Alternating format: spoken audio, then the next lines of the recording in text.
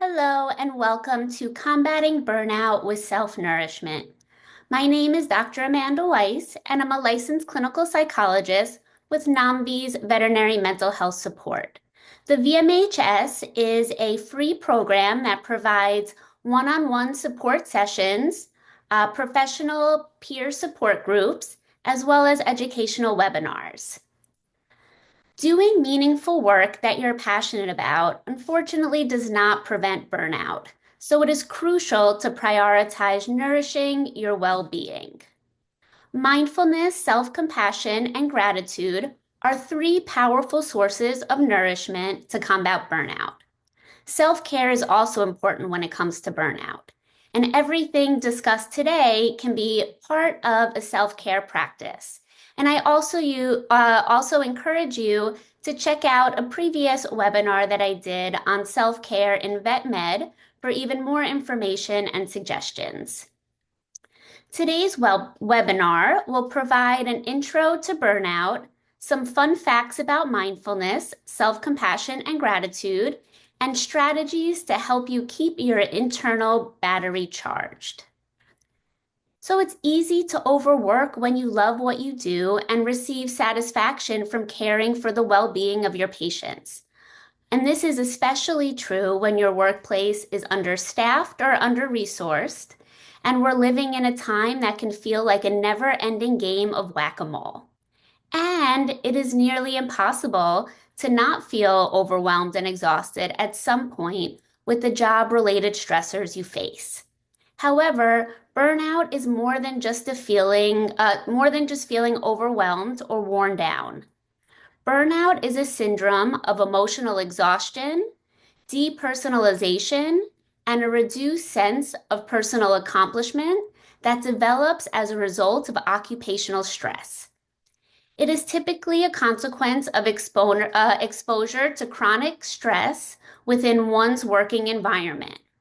So it arises from where one works, whereas compassion fatigue is associated with the work that you do, right? So overexposure to suffering and pain. When it comes to burnout, it's really important to catch it early, right? Burnout is kind of like a spectrum, right? There's a spectrum of burnout. You can think of it as a pool, right? It's easier to recover, and not get as soaked or saturated when you're in the kiddie end of the pool than when you're in the deep end. So while it's, better to stay out of the pool altogether, if you do enter the pool, there are ways to be able to come out of it, but the deeper you get, the more difficult it gets.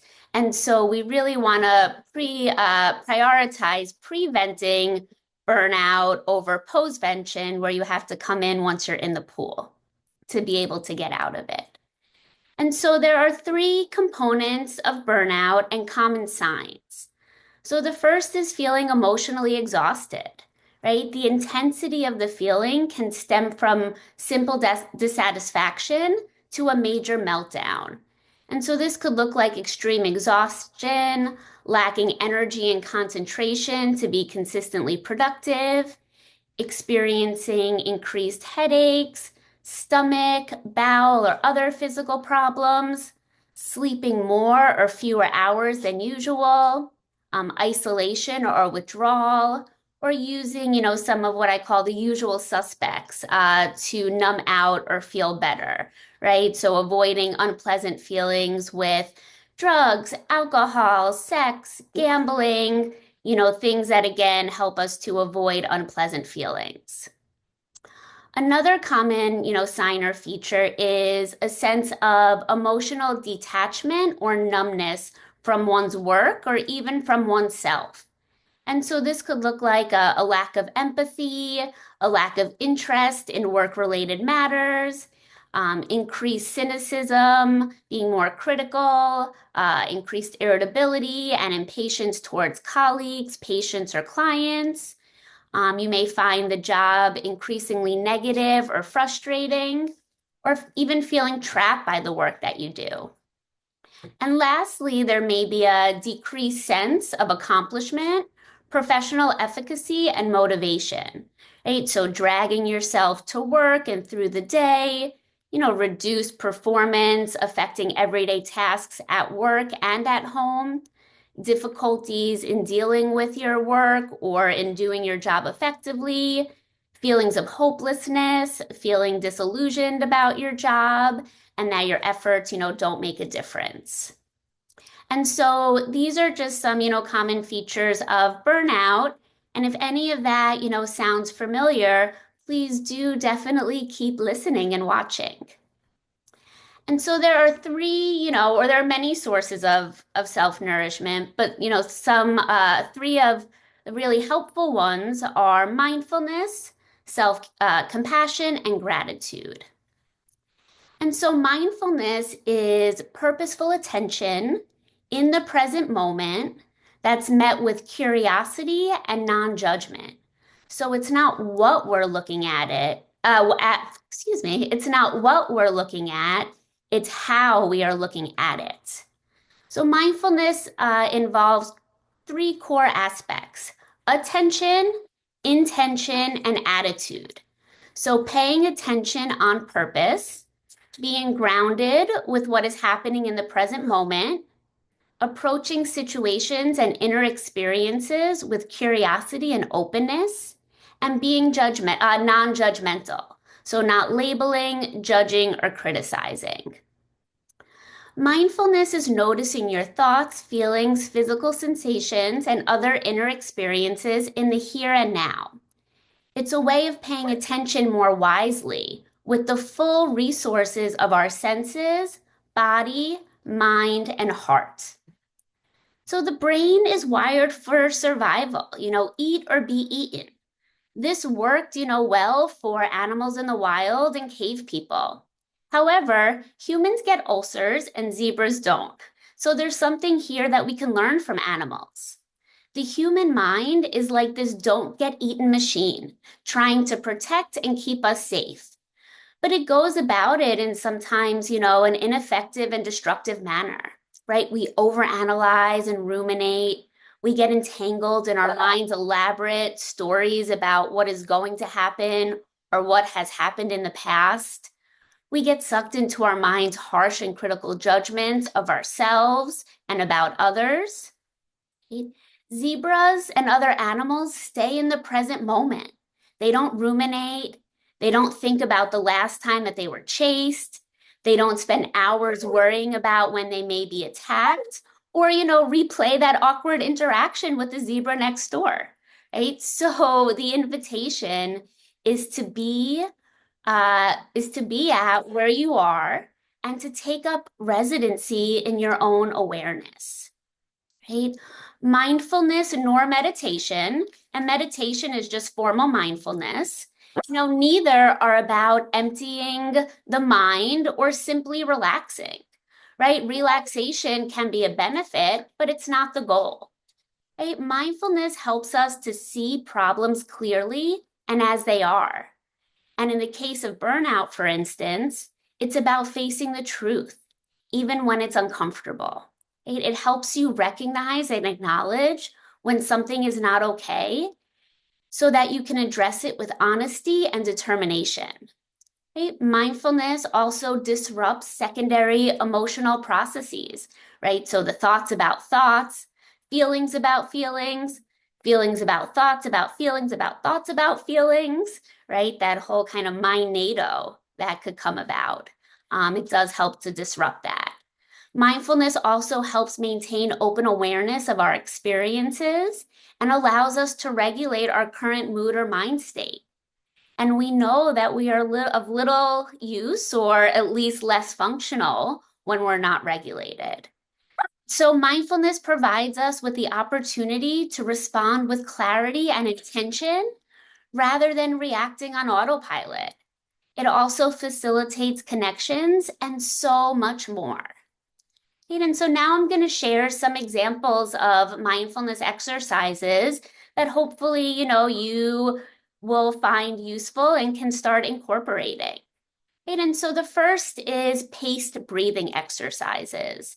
And paced breathing exercises, and paced, P-A-C-E-D, involves counting while breathing.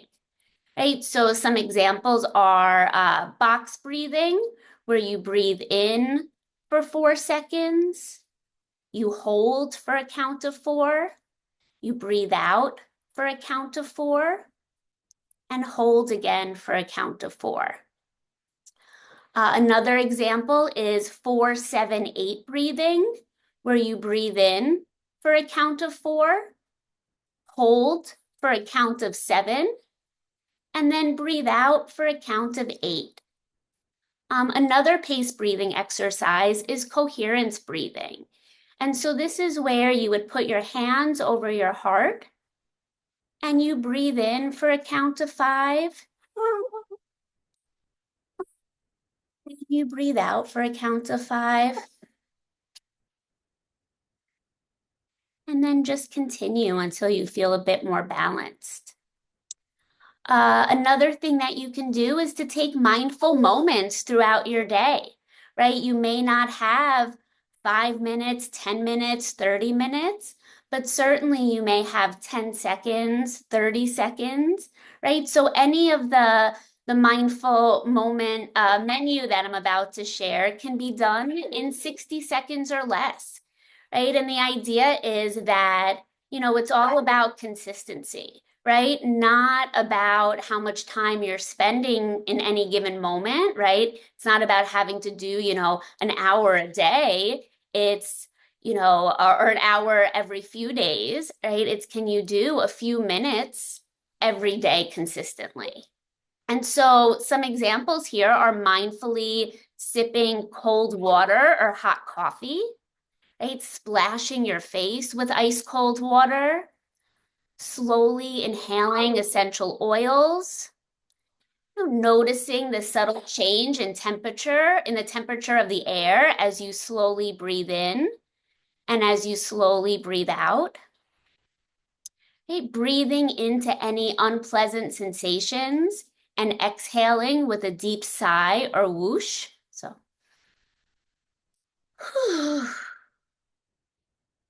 or whoosh.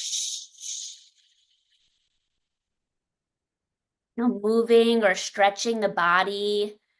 You could squeeze a stress ball and notice how it feels in your hand or the muscles it's pulling on.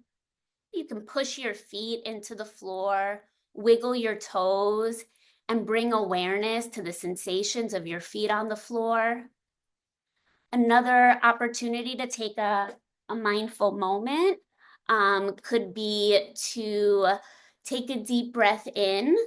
And as you're taking a deep breath in, tense the muscles in your body. Hold that for 5 seconds. And then slowly release your breath and relax your muscles as you say relax in your mind. And so those are just some menu options or some options on our mindful moment menu. And again, any of those, as you could, see or hear, can be done, again, 10, 20, 30, 60 seconds. Other ways to bring mindfulness into your day is to notice and name internal experiences, right? When you name it, you can tame it, right? So here is overwhelm. I'm noticing guilt thoughts, right? And so when we name it, we have a sense of what's happening underneath our skin, and it could give us information about what we need to manage it, right? But naming it is, more adaptive than, kind of getting entangled in it. You can also incorporate mindfulness, in daily living, right? So informally practicing staying in the present with purpose throughout the day. And so this involves consistently weaving mindfulness into your existing routines through bringing mindful awareness into everyday activities. Right? So during informal practice, you notice when the mind gets hijacked, and then kindly and repetitively turn your attention back to the task at hand.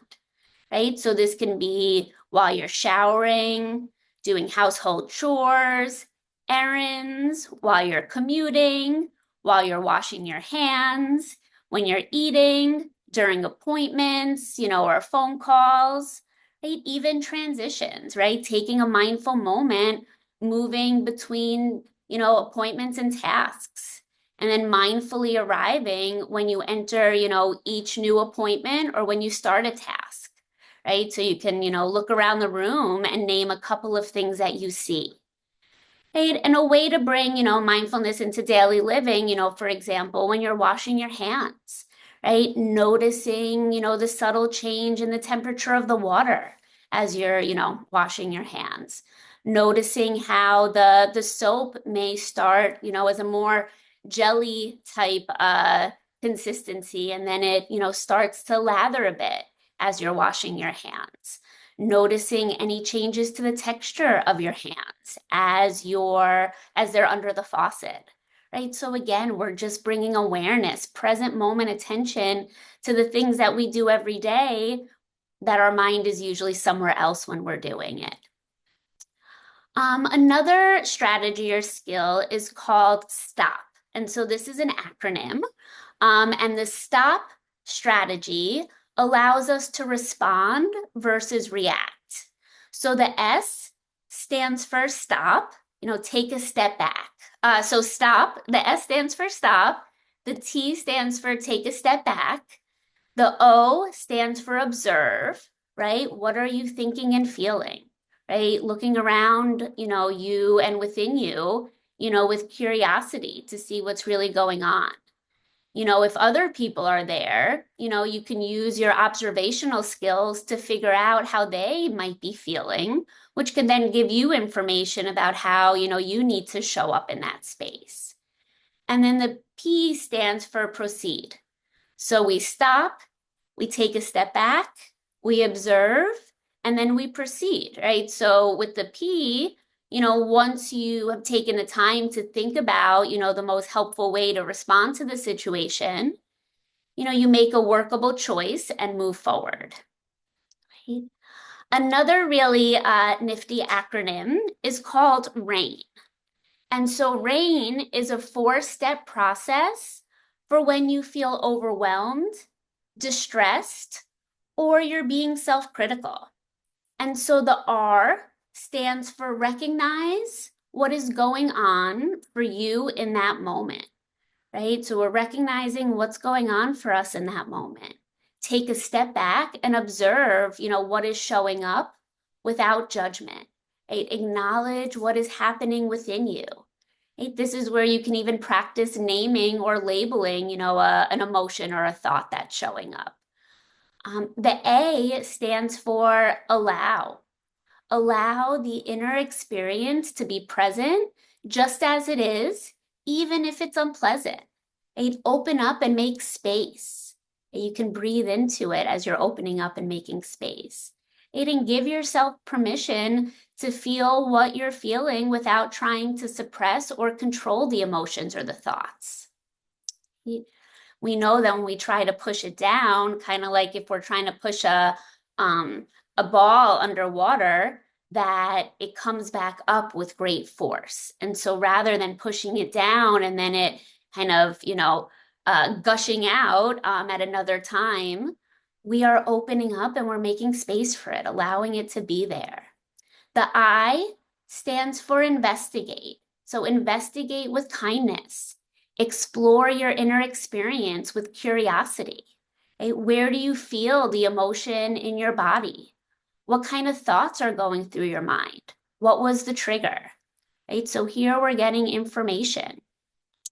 And the N stands for non-identification or natural awareness, which comes from not identifying with the inner experience, right? The invitation is to be a witness or an observer, seeing the thought or emotion as a passing experience or event rather than who you actually are, right? You can have a thought or feeling, but you are not that thought or feeling. Right? So allow yourself to have the experience, but not be the experience. And for self-compassion, which we're going to pop into next, instead of the N standing for non-identification, the N can stand for nurture, right? And that involves treating yourself with kindness or compassion. And this could even be a double N, where first you're tapping into that non-identification, and then you're adding that piece to nurture. All right, and so those are, several or more than, several different ways to, start incorporating mindfulness, while you're at work and just into your everyday living. And so next up is self-compassion. And self-compassion means, acknowledging the pain and responding with kindness, or acknowledging the struggle and responding with kindness. And so the acknowledging the pain part is mindfulness. And mindfulness is a part of self-compassion, right? We're bringing present moment awareness to when you are struggling or suffering, and opening up and allowing space for it. And rather than over identifying with it, with the critical, belittling, harsh self judgments that your mind is making about yourself, or is making about your performance or what you're experiencing, right? So we're just allowing it to be there and making space for it. Another part of self compassion is common humanity.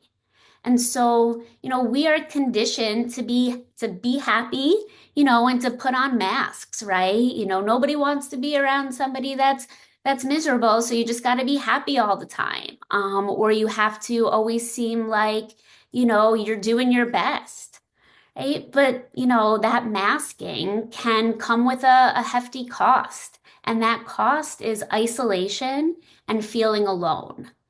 Right? So common humanity taps into the idea that struggling and suffering is a feature of being human, right? So I know that everybody tuning into this webinar at some point has experienced problems in their life.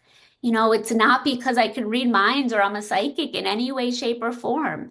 It's because you have a pulse, right? And if you're alive and you have a pulse, that means that you're going to experience problems or challenges at some point, because it's a feature of being human and alive, right? And so, common humanity, it's not about comparing, right? It's a reminder that we all suffer and you are not alone.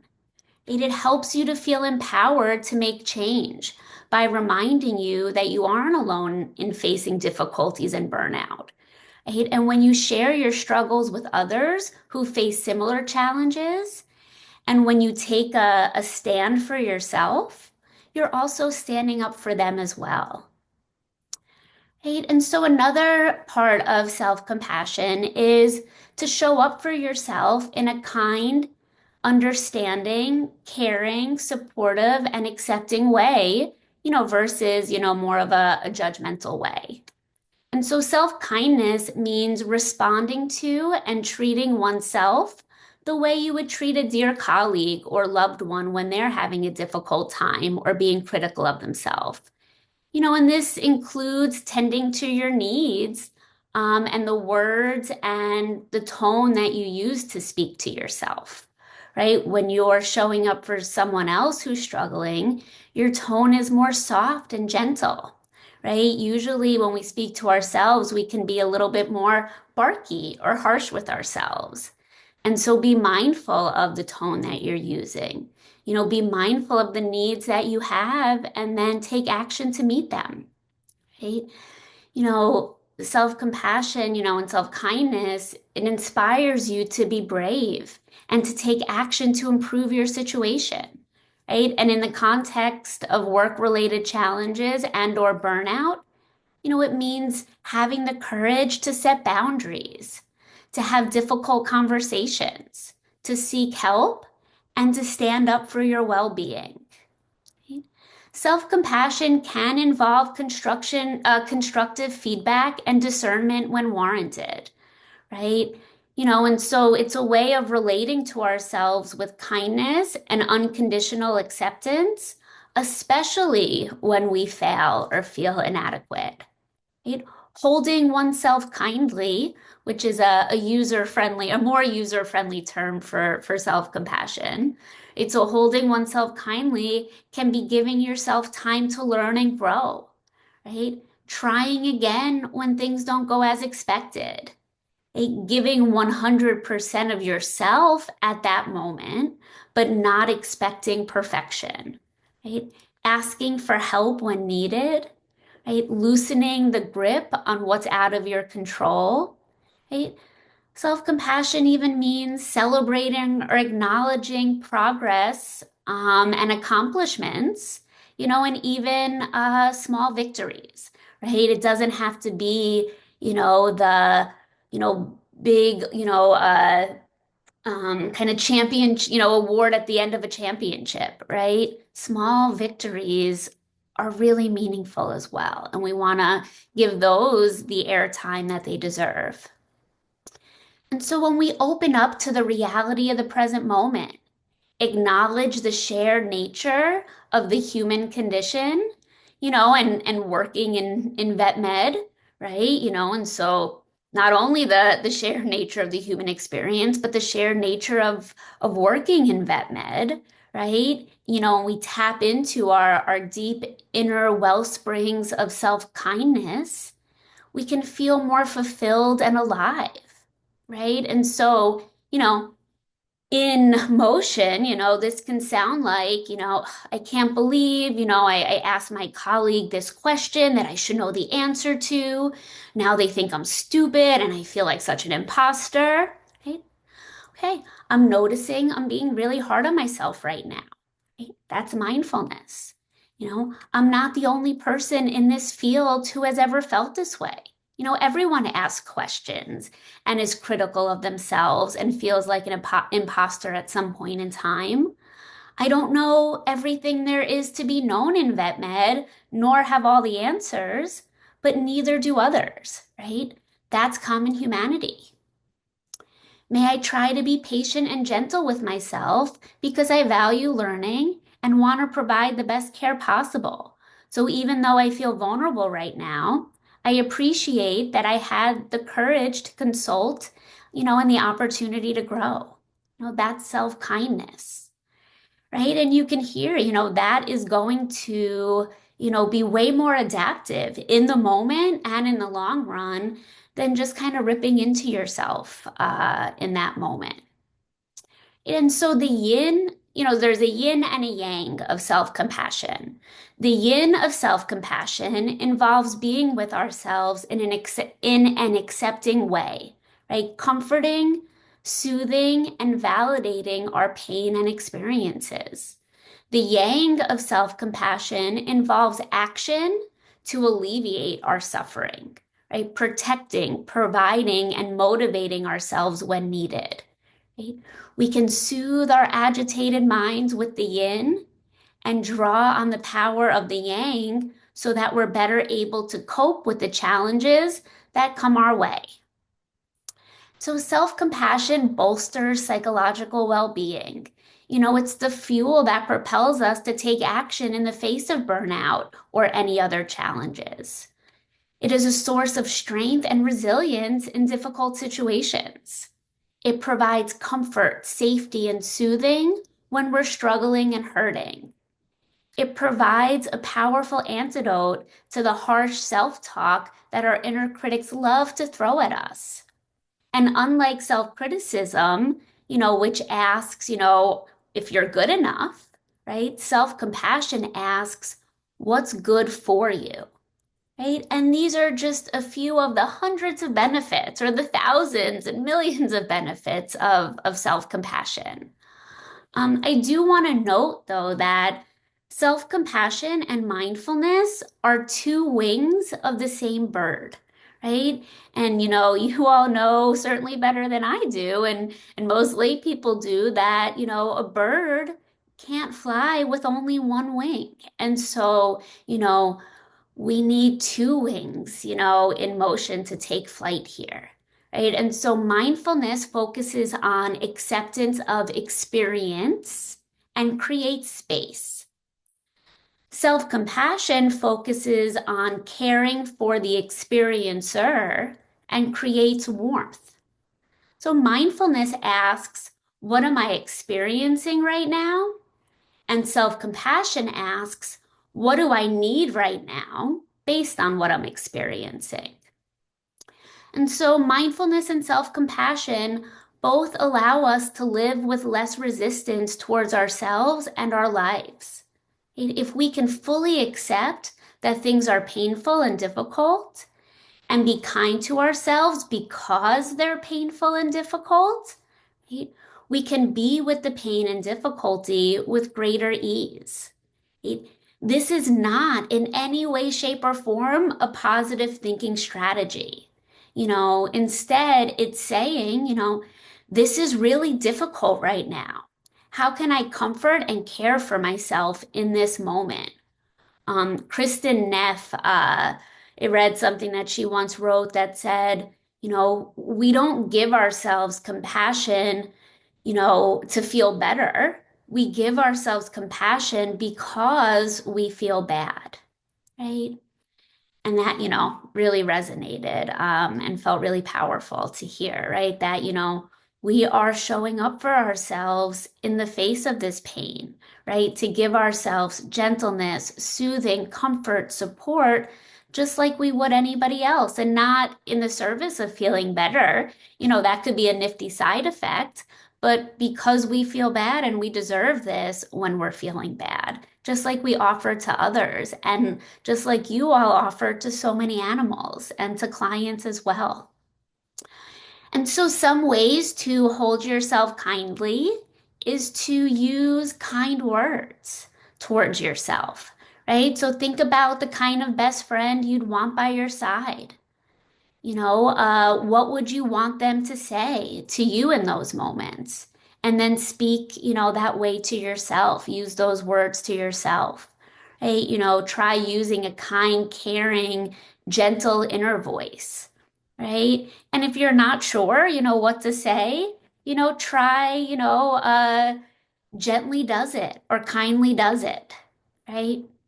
Another way to hold yourself kindly or, practice self-compassion, is use, through kind deeds or acts, right? So what are little actions, gestures, deeds that you can do to be kind, caring, and supportive to yourself? The invitation is to find your own way of tapping into your values of self-care and find little ways of looking after yourself. Kind gestures are often a powerful way to put self-compassion into action as well. Right? You can gently massage an area on your body that is tightened up or painful. You can place a hand over your heart or where you feel emotional or physical pain, or just anywhere on your body that feels comforting or soothing. And then take slow and soothing breaths and send a sense of warmth and kindness through the hands into the body. And then there's a technique called SAFE, right? Another acronym. And here, the S stands for soften into the feeling by focusing on your breath, right? So the S of the SAFE technique is soften into the feeling by focusing on your breath. The A stands for allow. Allow the feeling or emotion to be as it is without resisting or clinging to it. The F stands for feel. Feel into the emotion or sensation with a kind type of attention, right? What do you need right now?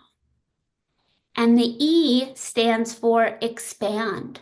Expand your awareness and know that all people struggle with difficult emotions or feelings.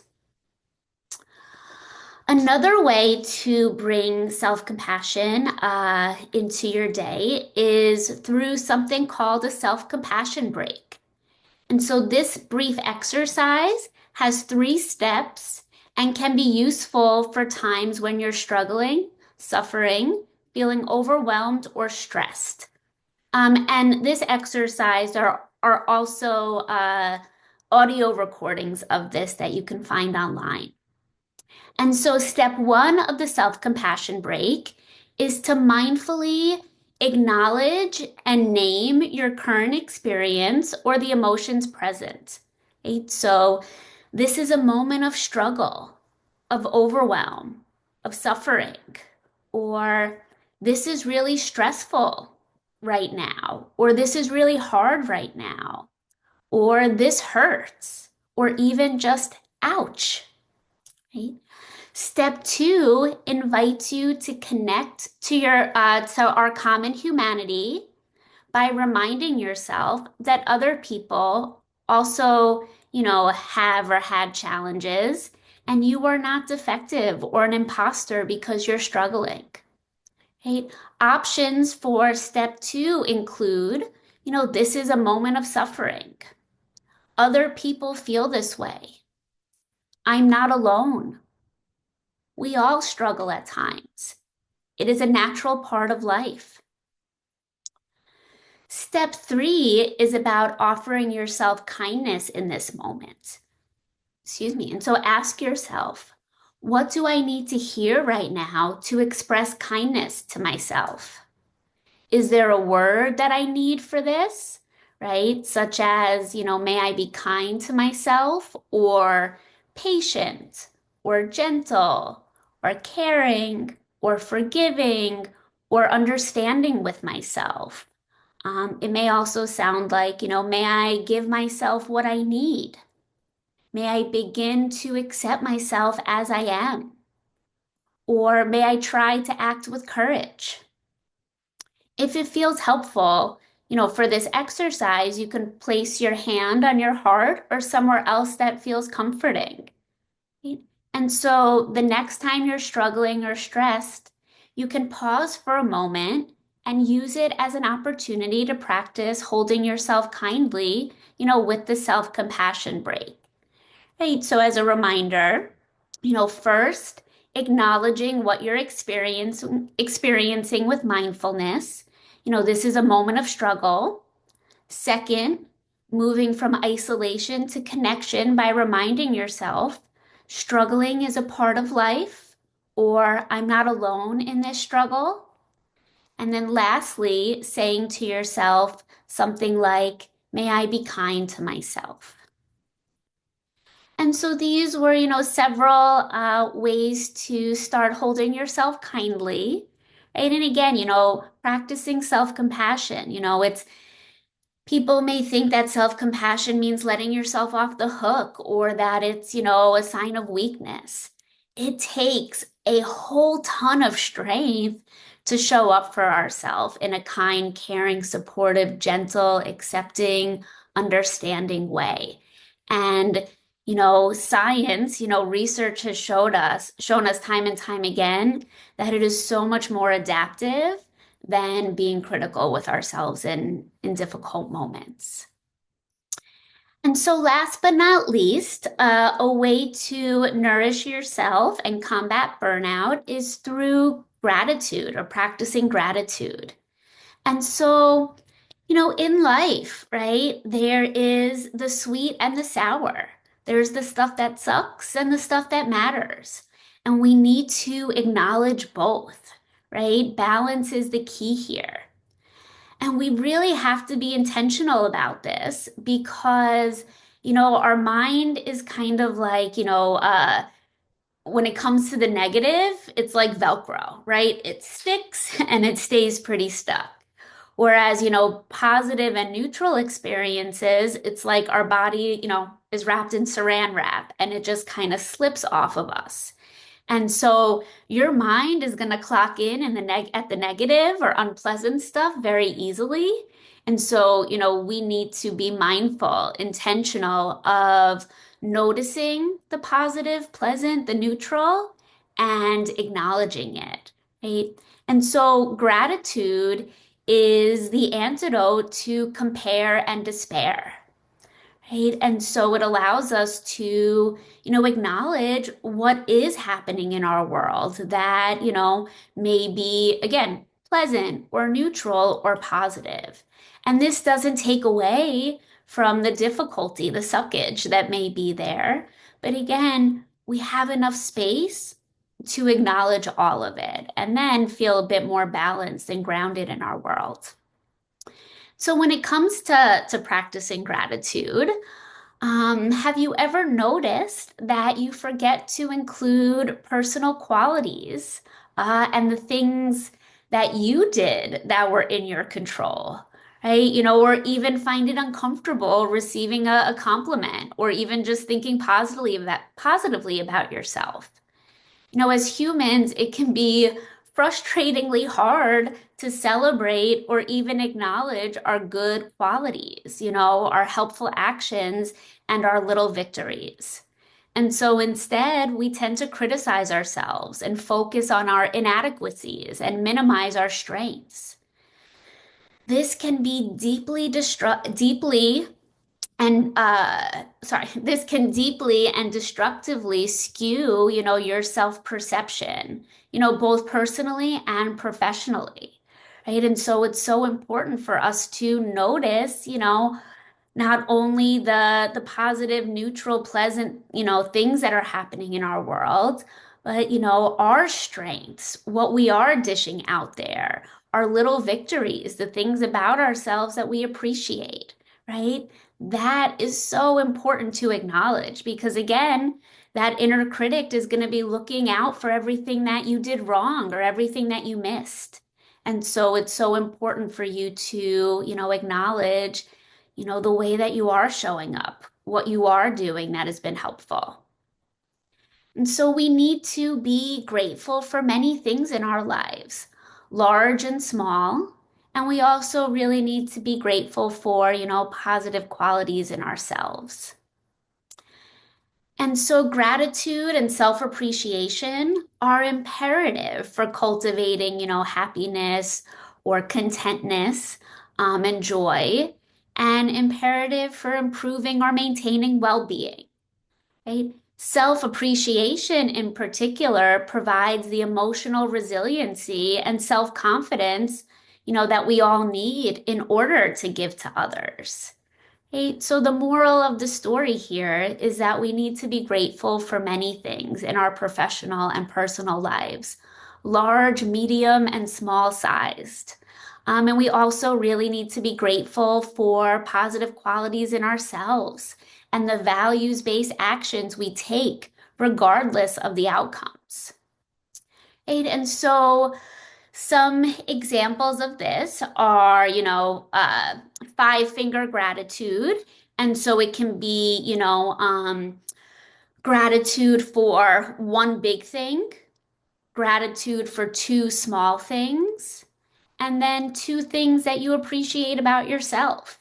And however, those numbers pan out, whether it be two big things, one small thing, four small things, one thing about yourself, the bigger thing here is you want to make sure that you are included in the gratitude practice, right? That self-appreciation part is there. There are also lots of journal prompts out there. If you go on Pinterest, Google, Amazon, there are, gratitude books, there are gratitude worksheets, things like that. You can also create your own gratitude prompts that you turn into a journal. And so there's things that you can just, identify throughout, your day and what you're experiencing.